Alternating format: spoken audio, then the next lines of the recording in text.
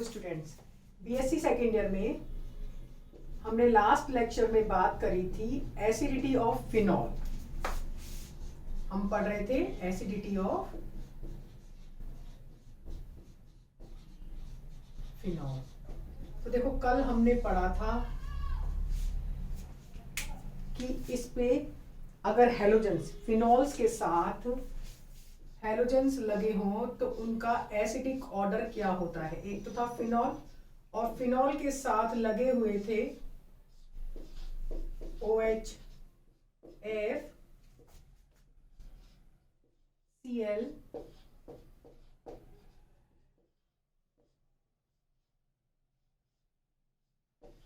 Br और I।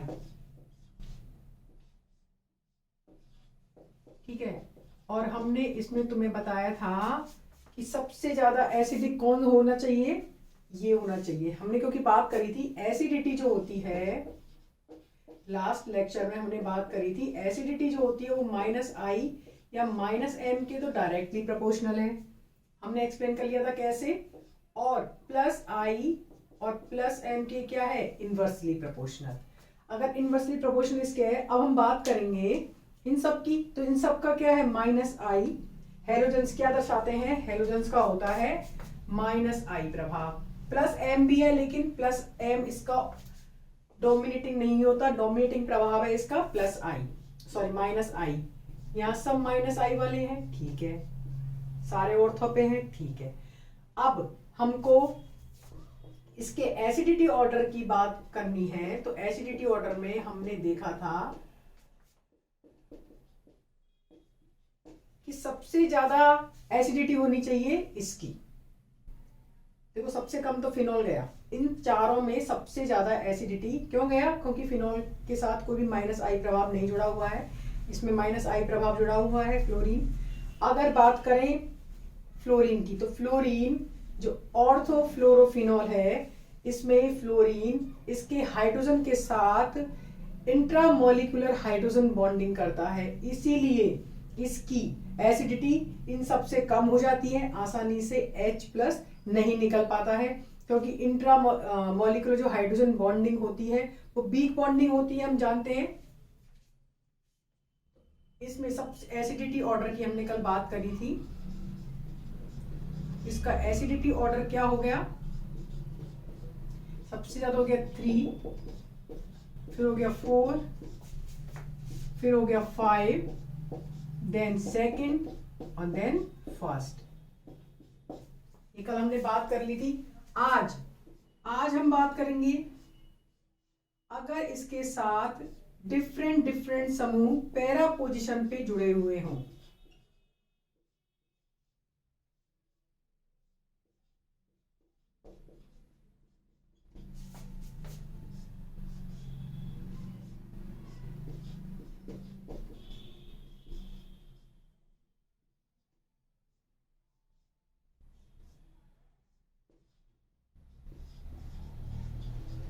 देखो सबसे पहले हमने लास्ट क्लास में भी तुमसे कहा था, इनमें तुमको पता होना चाहिए कौन से जो ये है ग्रुप, इनका कौन सा प्रभाव है, मतलब कौन से समूह कौन सा प्रभाव दर्शाते हैं। ठीक है, अब हम जानते हैं NO2 का कौन सा प्रभाव होता है, -M। -I भी होता है लेकिन -M हम जानते हैं मीजोमेरिक प्रभाव इंडक्टिव इफेक्ट से ज्यादा प्रभावी होता है। मीजोमेरिक प्रभाव प्रेरक प्रभाव से ज्यादा प्रभावी होता है। एक्सेप्शन है अपवाद, केमिस्ट्री अपवादों से भरी है, अपवाद है इसमें हेलोजेंस। ठीक है, हेलोजेंस में क्या होता है, I प्रभाव M प्रभाव से ज्यादा प्रभावी होता है, ये हमने बात कर ली। अब बात कर रहे हैं इनकी, तो NO2 का कौन सा प्रभाव है, -M। -I की बात ही नहीं कर रहे अभी। हेलोजेंस देखो ये लिखे, हेलोजेंस का प्रभाव होता है -I और +M, तो इसमें हम किसकी बात करेंगे, -I की। +M इसमें डोमिनेटिंग ही नहीं है। CH3 का सब जानते हैं कौन सा प्रभाव होता है, +I। अगर बात करें OCH3 की, तो देखो OCH3 का होता है -I और +M, लेकिन हमने देखा मीजोमेरिक प्रभाव प्रेरक प्रभाव से ज्यादा प्रभावी है, तो इसमें हम कौन सा प्रभाव देखेंगे, M प्रभाव। मीजोमेरिक प्रभाव। अब बात करें इसकी एसिडिटी की, तो एसिडिटी में हम जानते हैं -I या -M प्रभाव जिसका ज्यादा होता है उसकी एसिडिटी ज्यादा होती है, और -I और -M में भी -M प्रभाव ज्यादा प्रभावी है प्रेरणिक प्रभाव से। तो इन दोनों में तो हो गया ये ज्यादा एसिडिक। अब बात करें, और इन सबसे हो गया ये, क्योंकि ये दोनों -I और -M है, CH3 और OCH3 की। तो देखो प्रेरणिक प्रभाव और ये है मीजोमेरिक प्रभाव। मीजोमेरिक प्रभाव ज्यादा प्रभावी है, और +M है, प्लस मतलब इलेक्ट्रॉन देने वाला। इलेक्ट्रॉन देने वाला अगर इसके संग जुड़ेगा तो इस फिनॉक्साइड आयन जो H+ देने के बाद बनेगा फिनॉक्साइड आयन, उसको क्या कर देगा और लेस स्टेबल कर देगा। इसीलिए सबसे कम एसिडिक कौन सा हो गया, OCH3। वापिस से सुन लो, NO2 का प्रभाव है -M। देखो तुम्हें बहुत सिंपल है इन क्वेश्चंस को सॉल्व करना, तुम्हें केवल इनके प्रभाव लिखने हैं नीचे, और साथ में देख लेना है कि इसमें किसी प्रकार की कोई हाइड्रोजन बॉन्डिंग तो नहीं हो रही है। देखो जितने भी ऑर्थो कंपाउंड्स होते हैं ना, ऑर्थो कंपाउंड्स में जनरली इंट्रामोलिकुलर हाइड्रोजन बॉन्डिंग होती है, तो वो क्या होते हैं और उन कंपाउंड से कम स्थायी हो जाते हैं, क्योंकि H+ देने की टेंडेंसी कम हो जाती है, तो एसिडिटी नेचर कम हो जाती है। अब हमने इसमें देखा NO2 का -M और -I, पर हम जानते हैं वी नो मीजोमेरिक प्रभाव इंडक्टिव इफेक्ट से ज्यादा प्रभावी होता है, -M लिख लिया। हेलो दोस्तों, एक्सेप्शन है, अपवाद है -I। बात करें CH3 हम जानते हैं +I या +I प्रभाव होता है। OCH3 का क्या होता है, -I और +M, लेकिन we know that mesomeric effect is dominating over inductive effect, तो हमने ये लिख लिया। अब हमने बात करी ऑर्डर की, तो हम जानते हैं -M सबसे ज्यादा एसिडिक होगा, और सबसे कम एसिडिक कौन सा होगा, +M। ठीक है, नेक्स्ट एग्जाम्पल की बात करें,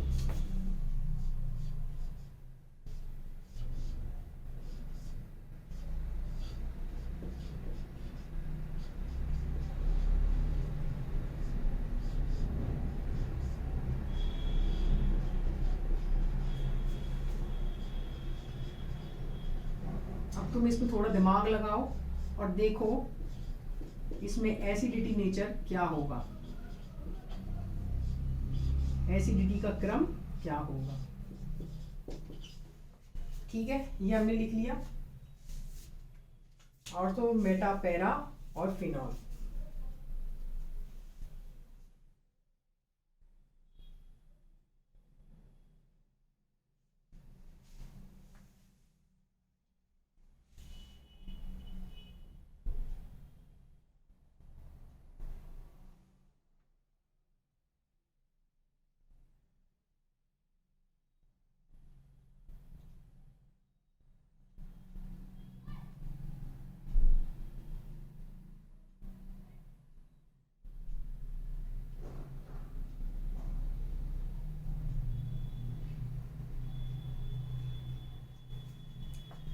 करके देखा तुमने इसको, देखो अगर इसमें बात करें तो NO2 का प्रभाव क्या है, माइनस, हम यहाँ लिख लेते हैं NO2 का क्या कौन सा प्रभाव होता है, -I और -M। ठीक है, चलो -M और -I। ठीक है, बात करें मेटा पोजीशन पे, तो एक चीज हमेशा याद रखना, ये पॉइंट तुम नोट कर लेना, मेटा पोजीशन पर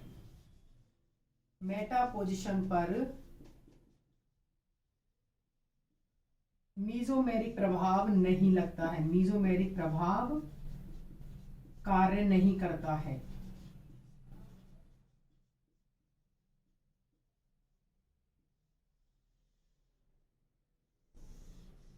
ये तुम पॉइंट नोट कर लेना।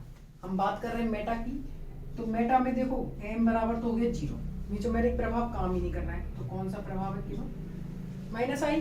पैरा की बात करें तो -M भी है और -I भी है, ये तो फिनॉल है ही है। तो देखो इसके अकॉर्डिंग ये है फर्स्ट, ये है सेकंड, ये है थर्ड और ये है फोर्थ। देखो इसके अकॉर्डिंग तुम्हारा क्रम क्या होना चाहिए, -M और -I, और तो होना चाहिए, ये तो दूर है तो ये क्या होना चाहिए, कम होना चाहिए। देखो होना क्या चाहिए तुम्हारे अकॉर्डिंग या हमारे क्वेश्चन सॉल्व करने के अकॉर्डिंग, इसका क्रम होना चाहिए, फर्स्ट होना चाहिए, फिर थर्ड होना चाहिए, फिर सेकंड होना चाहिए और फिर फोर्थ होना चाहिए, ये होना चाहिए, लेकिन ये नहीं होता है। उसका कारण है, हम वही बात, ऑर्थो पे जो NO2 समूह लगा हुआ है वो हाइड्रोजन के साथ क्या करता है, इसका ऑक्सीजन इसके हाइड्रोजन के साथ इंट्रामोलिकुलर हाइड्रोजन बॉन्डिंग करता है, जिसके कारण इसकी एसिडिटी मेटा पैरा पोजीशन की बजाय कम हो जाती है। देखो इससे कम नहीं होगी, वापिस से सुन लेना, इससे कम नहीं होगी। उसका कारण है इसमें NO2 जो प्रभाव लगा हुआ है इसमें तो केवल -I काम कर रहा है। क्या काम कर रहा है इसमें, केवल -I, लेकिन ऑर्थो पोजीशन पर -I और -M दोनों प्रभाव काम कर रहे हैं। मीजोमेरिक भी काम कर रहा है और इंडक्टिव इफेक्ट भी। और हम जानते हैं, देखो इसमें सारी बेसिक केमिस्ट्री लगती है। जो ये क्वेश्चंस है ना, इनको सॉल्व करने के लिए तुम्हें पूरी बेसिक केमिस्ट्री पढ़नी पड़ेगी। और बेसिक केमिस्ट्री कहती है कि पहले इनके तुम प्रभाव याद करो कि कौन से समूह के कौन से प्रभाव होते हैं। और अगर तुम्हें याद भी नहीं है तो हम जितना तुम्हें पढ़ा रहे हैं उसके थ्रू तुम देखते जाओ कि कौन सा समूह कौन सा प्रभाव दिखा रहा है। अब दूसरा इसमें कॉन्सेप्ट है कि कौन सी पोजीशन पे कौन सा इफेक्ट ज्यादा कार्य करता है। हम जानते हैं प्रेरणिक प्रभाव जो होता है वो दूरी पर निर्भर करता है। प्रेरणिक प्रभाव, इंडक्टिव इफेक्ट किस पे निर्भर करता है, डिस्टेंस पे। तो डिस्टेंस जैसे जैसे बढ़ती जाती है प्रेरणिक प्रभाव का असर कम होता जाता है। हमने देखा ऑर्थो पोजीशन पे ज्यादा लगा है बजाय पैरा की, दूरी है। मीजोमेरिक प्रभाव सब पे सेम काम करता है, ऑर्थो पे भी और पैरा पे भी, मेटा पे तो कार्य ही नहीं करता। अब सबसे ज्यादा तुम्हारे अकॉर्डिंग एसिडिक नेचर होनी चाहिए फर्स्ट की, फिर होनी चाहिए थर्ड की, ये देख लो, फिर होनी चाहिए सेकंड की और फिर होनी चाहिए फोर्थ की। ठीक है, लेकिन ऐसा नहीं होता, इसका ऑर्डर करेक्ट ऑर्डर होता है, इसका सबसे ज्यादा होता है थर्ड, फिर होता है फर्स्ट, फिर होता है सेकंड और फिर होता है फोर्थ।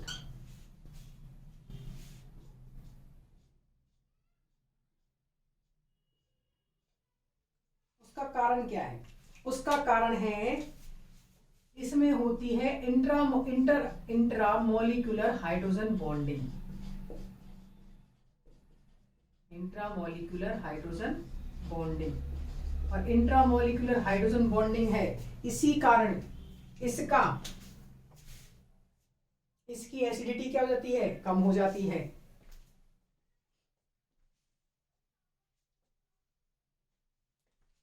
अगर तुम दिखाना चाहो hydrogen bonding and double bond O, संयोजक बंध, ये ऑक्सीजन और ये हाइड्रोजन, ये होती है इंट्रामोलिकुलर हाइड्रोजन बॉन्डिंग। इनके थ्रू अब तुम स्क्रीनशॉट लेके नोट्स बना सकते हो, वापस से सुन लेना। इनमें सबसे पहले इन सारे क्वेश्चन डायरेक्ट क्वेश्चन आता है एग्जाम में, और तुम्हें ये गलत नहीं करना है।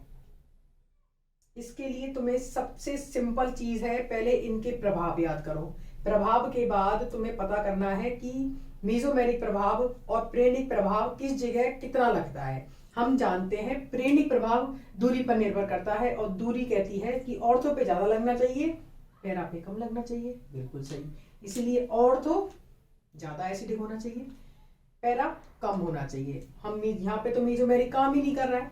ठीक है, दूसरा पॉइंट इसमें यह है कि हमने देखा वहां पे क्या हो रही है, इंट्रामोलिकुलर हाइड्रोजन बॉन्डिंग, तो इसीलिए हाइड्रोजन आसानी से निकल ही नहीं पाता है, इसीलिए इसकी एसिडिटी पैरा से क्या हो जाती है, कम हो जाती है। तो सबसे ज्यादा एसिडिक कौन सा है, पैरा नाइट्रोफिनॉल, फिर ऑर्थोनाइट्रोफिनॉल, फिर मेटानाइट्रोफिनॉल और लास्ट में होता है फिनॉल। आज हमने बात करी है अभी इनकी एसिडिटी की, अभी तो नेक्स्ट और एग्जांपल्स लेंगे, इनको तुम नोट डाउन कर सकते हो।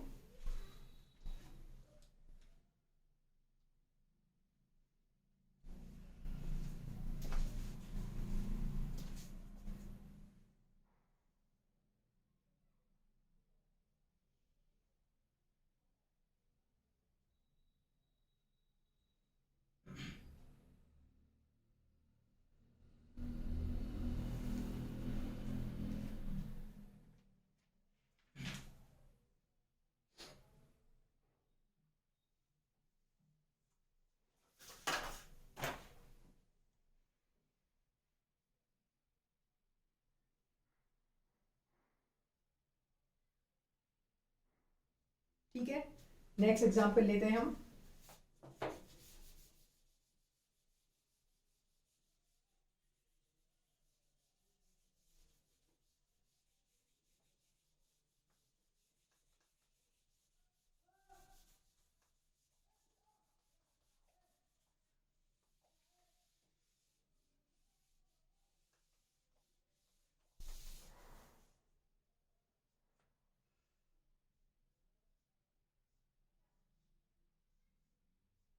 अब हम लगाएंगे प्लस आई इफेक्ट वाला समूह।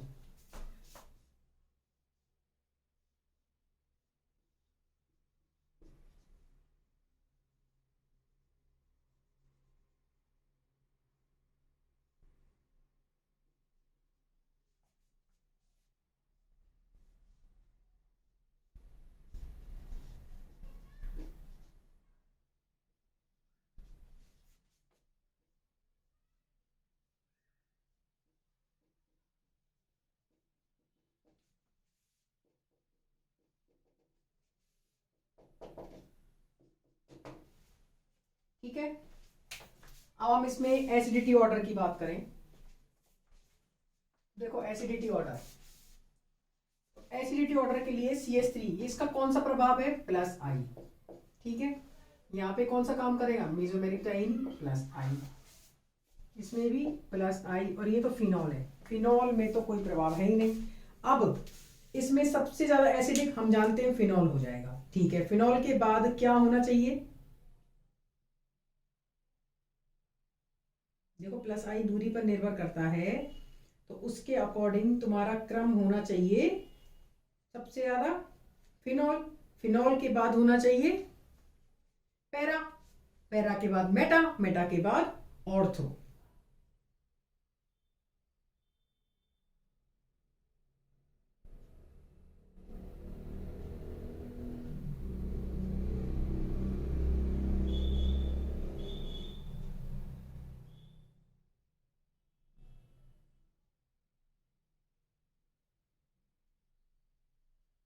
ठीक है, तुमने सोचा इसको, इसका क्रम होता है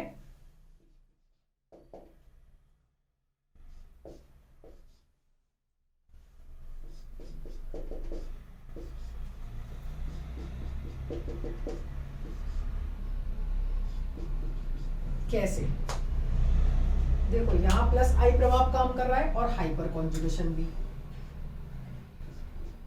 H प्रभाव। ठीक है, यहाँ पे कौन सा प्रभाव कार्य कर रहा है, केवल और केवल इंडक्टिव इफेक्ट, कोई हाइपर कॉन्जुगेशन या, देखो प्लस आई प्रभाव जो है CH3 है, इसके कौन से प्रभाव है, पहले यहाँ लिख लो, CH3 के प्रभाव होते हैं प्लस आई और हाइपर कॉन्जुगेशन, अति संयुग्मन, जिसको बोलते हैं हिंदी में अति संयुग्मन। तो 4 प्रकार के प्रभाव कार्य करते हैं, प्रेरणिक प्रभाव, संयुग्मन, अति संयुग्मन और अनुनाद। किसी भी कंपाउंड की स्टेबिलिटी देखने के लिए 4 प्रकार के प्रभाव कार्य करते हैं, कौन कौन से, प्रेरणिक प्रभाव, संयुग्मन जिसको कॉन्जुगेशन बोलते हैं, अति संयुग्मन हाइपर कॉन्जुगेशन, एंड लास्ट होता है अनुनाद रेजोनेंस। तो इसमें कौन कौन से प्रभाव कार्य करते हैं, प्लस आई और हाइपर कॉन्जुगेशन। तो देखो जो ऑर्थो पोजिशन है उस पे प्लस आई भी लग रहा है और H भी लग रहा है, और इस पे भी H प्रभाव कार्य कर रहा है, और मेटा पे तो केवल और केवल प्लस आई प्रभाव कार्य कर रहा है। अगर इस पे हाइपर कॉन्जुगेशन कार्य कर रहा है, इस पे भी हाइपर कॉन्जुगेशन कार्य कर रहा है, तो हम जानते हैं। अब देखो इसमें तुम कहोगे कि इसमें हाइड्रोजन बॉन्डिंग होगी, नहीं होती है, ये नॉन पोलर है। CH3 क्या है, नॉन पोलर कंपाउंड है, मतलब नॉन पोलर है ये समूह, तो ये ग्रुप ही नॉन पोलर है, तो OH के साथ कोई हाइड्रोजन बॉन्डिंग नहीं होगी। तो सबसे ज्यादा देखो हमने पढ़ा है कि एसिडिटी प्लस आई या प्लस M प्रभाव होते ही कम हो जाती है, क्योंकि इलेक्ट्रॉन देगा तो ऑक्सीजन के ऊपर माइनस चार्ज है उसको बढ़ा देगा, माइनस चार्ज के बढ़ते ही स्टेबिलिटी कम हो जाती है, क्योंकि चार्ज स्थायित्व के इनवर्सली प्रोपोर्शनल होता है। ठीक है, अब हम बात कर रहे हैं इन चारों में सबसे ज्यादा एसिडिक नेचर की, तो इसका एसिडिक नेचर हो गया। अब हम बात करेंगे इन तीनों में। तो इन तीनों में हमने देखा प्लस आई प्रभाव दूरी पर निर्भर करता है, तो सबसे कम होना चाहिए ऑर्थो। बिल्कुल निकट में है, बिल्कुल पास लगा हुआ है और OH के, तो दूरी पे निर्भर सबसे ज्यादा प्लस आई प्रभाव कहाँ कार्य कर देगा? ऑर्थो पोजीशन पे, तो ये सबसे कम ले दिया। तो मैं फोर्थ और ये तो समझ में आ गए, ठीक है। अब बात करें सेकंड और थर्ड की, तो सेकंड और थर्ड में CH3 लगा हुआ है मेटा पे और पैरा पे, तो हम जानते हैं मेटा पोजीशन पे केवल और केवल प्रेरणिक प्रभाव कार्य करता है, बाकी का कोई प्रभाव कार्य नहीं करता है। इसमें साथ में हाइपर कॉन्जुगेशन भी है, तो हाइपर कॉन्जुगेशन भी क्या करता है? इलेक्ट्रॉन्स देता है। What is hyper conjugation? Hyper conjugation में तुम्हें एक शॉर्ट में बता देती हूँ। हाइपर कॉन्जुगेशन होता है इलेक्ट्रॉन्स के घूमने की टेंडेंसी। तो इलेक्ट्रॉन की घूमने की टेंडेंसी मतलब इलेक्ट्रॉन का जाना, इलेक्ट्रॉन का जाना मतलब इलेक्ट्रॉन घनत्व को बढ़ाना, इलेक्ट्रॉन घनत्व बढ़ते ही स्टेबिलिटी का कम हो जाना, ठीक है। क्योंकि यह माइनस आई प्रभाव है, यहाँ माइनस है, ऑक्सीजन के ऊपर क्या लगा हुआ है? माइनस, तो ये क्या करेगा? प्लस आई प्रभाव ऑक्सीजन के माइनस को बढ़ाएगा। हाइपर कॉन्जुगेशन भी क्या करेगा? बढ़ाएगा। तो मेटा पे तो कोई कर ही नहीं रहा हाइपर कॉन्जुगेशन, इसीलिए फोर्थ के बाद कौन सा हो गया? सेकंड। इन दोनों में ये दूरी पे निर्भर करता है, तो सबसे कम ये लिख ही दिया था, उसके बाद हो गया थर्ड, ठीक है। ये हमने बात कर दी क्रिसॉल की, ऑर्थो क्रिसॉल, मेटा क्रिसॉल, पैरा क्रिसॉल।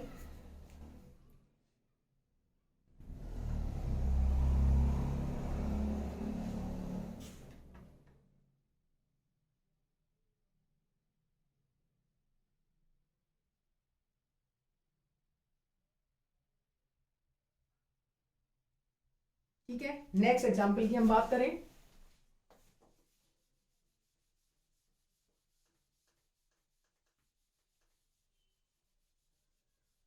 तो सबसे पहले एग्जांपल्स में उनके प्रभाव लिखना।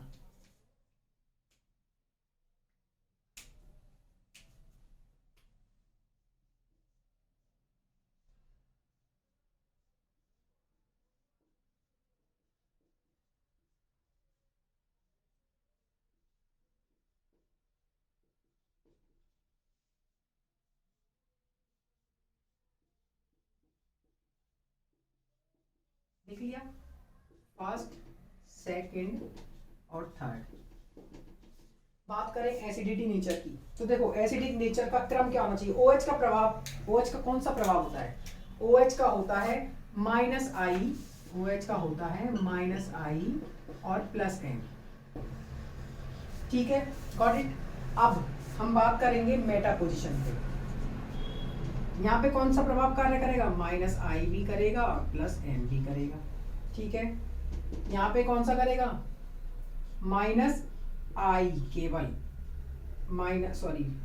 ठीक है, प्लस एम तो हो गया जीरो, जीरो है मीजोमेरिक प्रभाव, मेटा पोजीशन पे नहीं लगता है।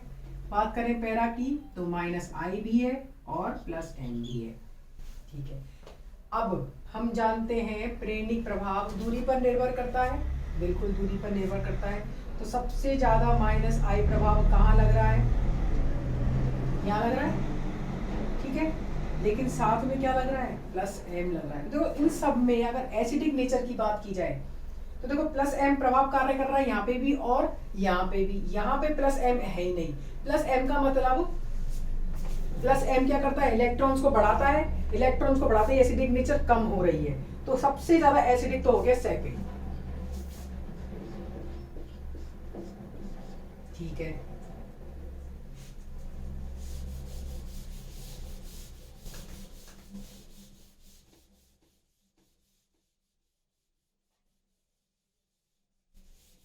हो गया। अब बात करें इसके बाद एसिडिक नेचर की, तो किसका होना चाहिए? अकॉर्डिंग टू यू यहाँ प्लस एम, यहाँ भी प्लस एम बराबर का कार्य कर रहा है, ठीक है। माइनस आई की बात करें तो यहाँ माइनस आई ज्यादा कार्य कर रहा है, यहाँ माइनस आई कम कार्य कर रहा है, दूरी पर निर्भर करता है। तो होना चाहिए ये वाला 2 3 2 1 और ये 3, ये होना चाहिए बिल्कुल, लेकिन ये नहीं होता है। ये वाला जो क्रम है ये ना होकर इसका क्रम होता है, सबसे ज्यादा होता है वही मेटा, फिर पैरा और फिर ऑर्थो। उसका कारण क्या है? वही सेम हाइड्रोजन बॉन्डिंग। देखो ये होना चाहिए ना, होना चाहिए, लेकिन ये नहीं होता है। क्रम क्या होता है? क्रम होता है सबसे ज्यादा एसिडिक होता है, क्रम क्या होता है सबसे ज्यादा एसिडिक, वो इस सेकंड। ये तो है ही फिक्स है क्योंकि यहाँ पे माइनस आई कार्य कर रहा है। इन दोनों में इसमें क्या होता है? हाइड्रोजन बॉन्डिंग, इंट्रामोलिक्यूलर वही सेम हाइड्रोजन बॉन्डिंग होती है। हाइड्रोजन बॉन्डिंग होने के कारण इसकी एसिडिटी पैरा से कम हो जाती है। तो ये क्या हो गया? तीसरा। और फिर पहला, इसका क्रम हो गया ये।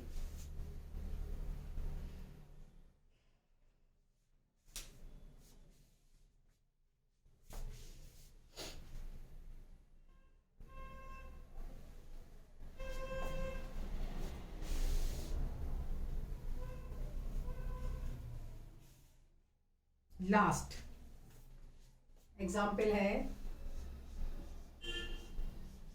ये सबसे सिंपल है, ये तो कोई भी बच्चा कर लेगा।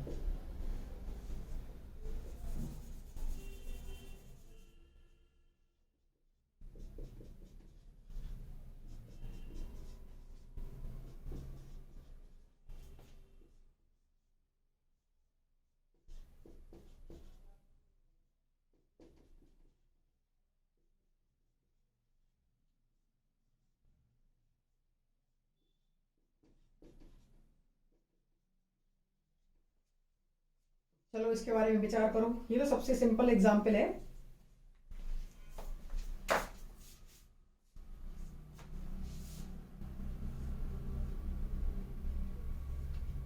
देखो जितनी हम रिएक्शंस पढ़ते हैं वो सब रटने की होती है, ठीक है? उनमें समझ जाओ कि कैसे कौन सी अभिक्रिया हो रही है और उत्पाद लिख दो। लेकिन ये जो हम पार्ट पढ़ रहे हैं ये बहुत कॉन्सेप्चुअल है, तो कॉन्सेप्ट यहाँ पे लगाने हैं तो कॉन्सेप्ट बहुत सोच समझ के लगाना और उनको अप्लाई करके इन सारे क्वेश्चंस को तुम्हारे सही होने चाहिए। अब हम बात कर रहे हैं इसकी, तो सबसे सिंपल है 3 नाइट्रो समूह। 3 नाइट्रो समूह मतलब 3 माइनस एम माइनस आई माइनस एम माइनस आई माइनस एम और माइनस आई, ठीक है? यहाँ माइनस एम माइनस आई माइनस एम माइनस आई, यहाँ 2 लगे हुए हैं या 1 लगा हुआ है, वेरी सिंपल। ये हमने आज बात करी है इसकी एसिडिक नेचर की और उन पर प्रतिस्थापियों के प्रभाव की।